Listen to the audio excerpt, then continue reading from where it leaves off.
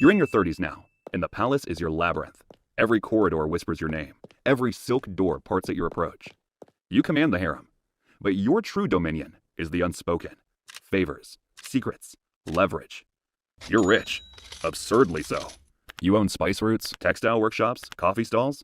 Couriers hand you satchels of gold like prayer offerings. And yet, none of it is truly yours. At any moment, the Sultan can seize everything, even your breath. You don't sleep. Not really. You drift in shallow pools of rest, always alert for footsteps outside your chamber. The pillows are stuffed with lavender. You still wake in a sweat. The Sultan's mother smiles wider these days. Too wide. She knows you've grown essential, powerful, but dangerous. And for her, that's unacceptable. After all, to her, you'll always be a slave. So you become careful, because one poisoned cup, one slip, could be the end. So you never drink unless your food taster survives the first bite.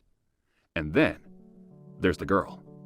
Not the most beautiful concubine, but clever, quick with riddles. Once she made you laugh. She shouldn't have. Now you watch her too long. You assign her lighter duties. Better silk. Her smile lingers longer than it should. Someone notices. They always notice. Someone tells the Grand Vizier. He jokes that your ghost must still haunt the harem halls at night. Later, a eunuch under you vanishes. No body, no explanation. You promote a new one. Quieter, hungrier, more loyal. One that won't mouth off to the Grand Vizier. Still, the concubine is reassigned to her outer duties. You don't argue. You nod. She bows before leaving. She never returns. And you? You say nothing. Otherwise, you'd both never see sunlight again. You continue with your routine. You pour rosewater over your hands. You inspect gifts. You seal another scroll with the Sultan's stamp. You're not a man. Not a monster. Just the blade that moves before the scream.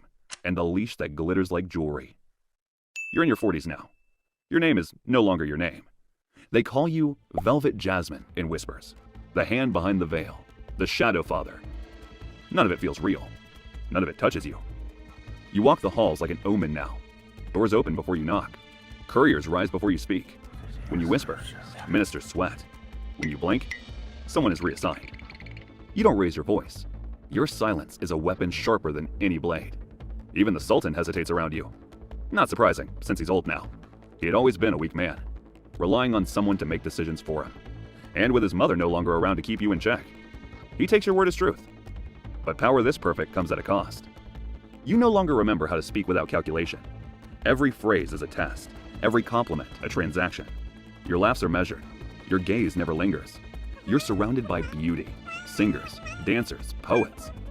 And yet, you touch none of it. You are the only ghost who